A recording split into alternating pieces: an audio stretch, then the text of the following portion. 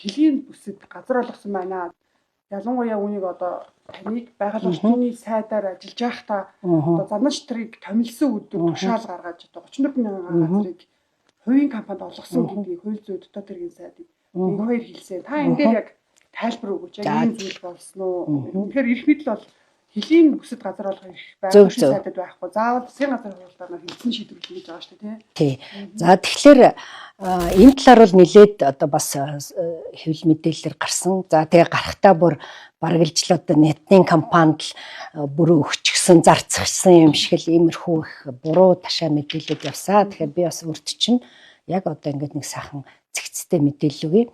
Нэгдүгээрт манай яам шийдвэр гаргахдаа засгийн газрын тогтоолын шийдвэрийг үндэслэж тэр шийдвэрийг гаргасан байдаг. За нэгдүгээрт 2022 оны одоо энэ хоёр тогтоол байгаа. 95 болон 349 дугаар тогтоолоор одоо энэ засгийн газрын тогтоол гараад энэ компанид одоо энэ газрыг одоо ашиглуулах, за тэгээд энэ автомат удирдлагатай системийг бий болгох талаар одоо бомтын сэргэлтийн хүрээнд газар олгох энэтэй холбогдвол засгийн газрын тогтоол дээр нэг үг байгаа. Юу гэхээр холбогдох бүх төрлийн байгууллагууд одоо энэ асуудлыг яаралтай шийдвэрлэх гэсэн үг. За энэний дагуу манайх шийдвэрлэх гээд явсан. Гэхдээ яагаад ингээ 3 жил болцсон бэ гэхээр нэгдүгээр бас хит хитэн газартай газар давхцалтай ч юм уу юм байсан. За ингээд нэгдүгээр засгийн газрын 2 тогтоол гарсан учраас энийг үндэслсэн байдаг. Бид нар засгийн газрын одоо тухай хуульд юу гэж заасан бэ гэхээр засгийн газрын тогтоол гарсан л бол энийг бид одоо биелүүлэх үүрэгтэй гэдэг одоо ингээ бэлтгийг хангах үүрэгтэй гэдэг ингээ заачсан. За хоёрдугаарт энэ шийдвэр гарсан шалтгаан нь юу юм бэ гэхлээр энэ компанид аль 22 онд засгийн газар олгоод тэгээд одоо энэ хэлийн бомтын онцгой бүрэн эрт захиргаатай гэрээ байгуулад явж исэн байдаг байхгүй.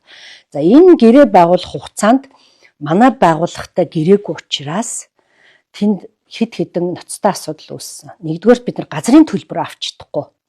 Тэгэхээр бид нар чинь энэ тусгай хамгаалалтын газар чинь газрын төлбөр авах хэрэгтэй. За ингээ газрын төлбөрөө авч чадахгүй байдлууд үүссэн. Хоёрдугаар тэнд байгаль орчны асар их сөрөг асуудлууд үүссэн. Одоо ингээл бомт дээр чинь янз бүрийн зам тавих ингээл олборлолт тантэр чинь зүгээр нэг тоос шороон л эргэлцсэн юм байдаг шүү дээ. Тэгэхээр энэ дээр бол байгаль орчны яам хяналтаа тавьчих. Гэтэл бид нар одоо ямар нэгэн гэрээгүй болохоор хяналтаа тавьчихдаггүйсэн. Байгаль орчны асуудал чинь хамгийн чухал асуудал шүү дээ. За ийм 3 үндслээр бид нар энэ одоо тушаалыг гаргасан байдаг. Сүүлд энийг нь бол өчнгөө болгосон бэл. Гэхдээ зүгээр би нэг юм зүйл хэлмээр байна л да. 21 онд бид нар одоо бомто сэргээе гэд бомтын одоо яам хүртэл байгууллаа. Хамгийн гол манай гол одоо мөнгө олж байгаа юм чинь нүүрсний экспорт шүү дээ. За энэ экспортыг нэмэгдүүлэхийн тулд бомтын нэвтрэх хүчин чадлыг одоо нэмэгдүүлэх заашгүй шаардлагатай байна гэж одоо бүх хүн ярьсан, их хурл дээр тогтоол гарсан, энийг биелүүлэх шийдвэр бүх байгууллагуудад ингээд тогтоолуудаар үүрэг болгоод өгсөн. За энэний хүчинд энэ бол маш зөв шийдвэр болсон. Бид нар бомтын хүчин чадлаа нэмэхгүйгээр ер нь бол одоо нүрсээ экспортлно гэдэг бол хэцүү шүү дээ. Ямар бүгдийг онгоцоор зөөгд авах ш.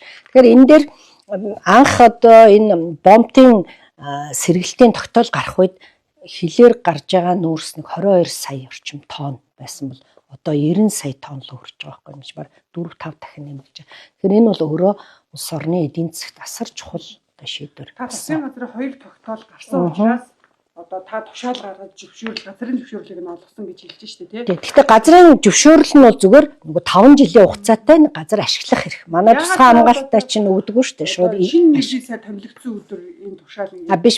За энэ бол бас нэг асуудал байна. За бид нар ингээд манай засгийн газар ингээд огцороход үр гүйцэтгэгч хийгээл явж идэг.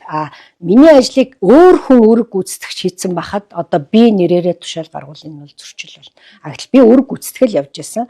Тэр дараагийн сайд томилогдтол тэн дээр чинь маш олон зүйлүүд гарч байгаа шүү дээ. Энэ дээр бол үрэг гүйцэтгэгч гэдгээрээ л явж байгаа. Энэ дээр бол ямар нэгэн тим дээр зурж болно, зурж болохгүй гэсэн зүйл байхгүй. Би бол одоо ажиллаа өгөөд тамга тэмгээ өгөөд явцсны дараа гаргасан зүйл бол биш ээ. Тэгэхээр энэ бол ямар ч хуулийн одоо юу байхгүй гэсэн үг. Та бас хэлж ирсэн засгийн газрын тогтоол төрийн одоо бүх байгууллагуудыг яаралтай шийдвэрлэх гэдэг үг байсан. Тэгэхээр та тухайлбал смарт эко стандарт Транс гэдэг нэг компани талаар юу мэдээлэл авсан уу? Мэдээж одоо та төрийн сайдын хувьд шийдвэр гаргахдаа судлах байлгүй дээ. Энийг бас энэ хоёр сайд хэлтээ Нямбатар сайд баг оруулж танилцуулсан хэлчихсэн. Ер нь яг засгийн газар за энэ 22 оны тогтоол гарахад бол энэ 22 оны тогтоолыг бол би мэдээгүй. Ягаад тэгэхээр тэр тухайн үед бол би бол засгийн газарт байгаагүй.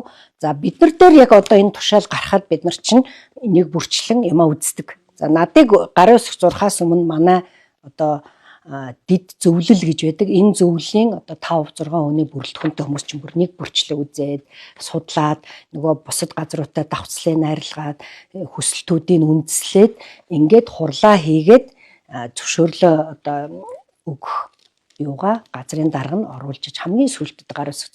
За тэнд ч одоо өчнөө л одоо 100 бичиг цаас ирнэ шүү дээ. Одоо манайх чинь шүүхэ маргаан гэтэл одоо 200-аад байдаг.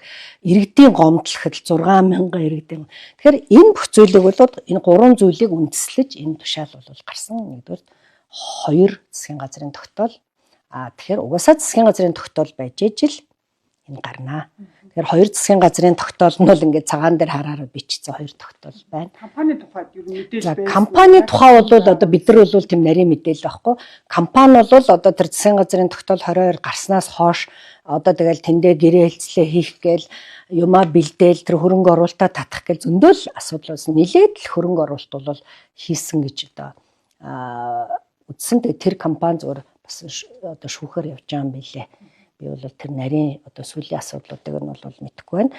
Ер нь энэ компани бол яг бомбын сэргэлтийн хүрээнд автомат удирдлагатай ийм зүйл одоо хийнэ гэж л одоо засгийн газраар шийдвэрээ гаргасан. Засгийн газрын шийдвэртэй шүү. Энэ компанид бол засгийн газар шийдвэр гаргаж өгсөн байдаг. Зөв би нэг зүйлийг хэлмээр байна л да. Манад ингээд нэг юм сонин үзэгдэл яваад байна. Ингээд улсын хурлын тогтоол гаргачаад тэгээд бомбтой сэргээе гээ. За тэгэл нэг одоо энд ийм компанид ийм зүйл хийнэ гэл ингээд бүгдээр ингээд засгийн газар зөвшөөрөл өгчгөөл одоо тэгээ эргээ нөгөө компани чинээ тэрбум төгрөгөөр хөрөнгө оруулалт тэгэл хятадын талтайгаа нөгөө ажиллаа хийх гэхээр одоо ингээд бүх юм ингээд дахиад зогсоочж байгаа байхгүй. Зөвхөн миний бодоход тэр компанитайгаа улс те нэгэнтэй зөвшөөрсөн бол өмнөх засгийн газар тэглээгээд хүчингү болгохдоо биш. Өмнөх засгийн газрын хийсэн шийдвэрийг аль нь буруу, аль нь зөв юм үргэлжлүүлээд засаг залруулад энэ эдийн засгийн энэ бомбын юм чинь явж явах хэрэгтэй байхгүй. Одоо ингээд хамгийн гацчаад би харамсаж байна. Одоо ингээд энэ компани үйл ажиллагааг нь зогсооцсон. Тэгвэл энэ компани шүүхэд хандна. За шүүхтэр одоо ингээд хэдэн жил явна. Тэгэхээр тэр бомбд одоо тэгэл хаалттай л болчих гээд байна шүү дээ. Тэгэхээр энэ бол өөрөө бидний нөгөө хөгжихгүй байгаа гол үндэс. Дээрэс нь их 2 сайд өөрөө 24 оны чинь бас нэг хэсэг сайд байсан. Тэгээ тэр үед юм одоо яагаад тэрийг үзээгүй байсан юм уу, мэдээгүй байсан юм уу? Сая гинт гарч ирэхээр нь би одоо бас гайхчлаа. Монгол Ардын намчин дотроо ингээл өрснөс бол одоо энэ халаа сэлгэнч дийлдэхгүй. Одоо манай яамн дээр ажил явахаа болсон. Одоо жишээлхэд манай яамн дээр чинь тэр хүмүүсийн халаа сэлгээ тэр өмнөх засгийн газар тэр бүр халаа сэлгэн дийлдэх байсан шүү дээ. Ингээд зөвхөн манай яам биш бусад газар юм. Тэгэхээр энэ бол өөрөө энэ төрийн залгамж чанар, нэр хүнд, энэ хурдтай ажиллах энэ бүх зүйлд чинь асар их садаа болж байна.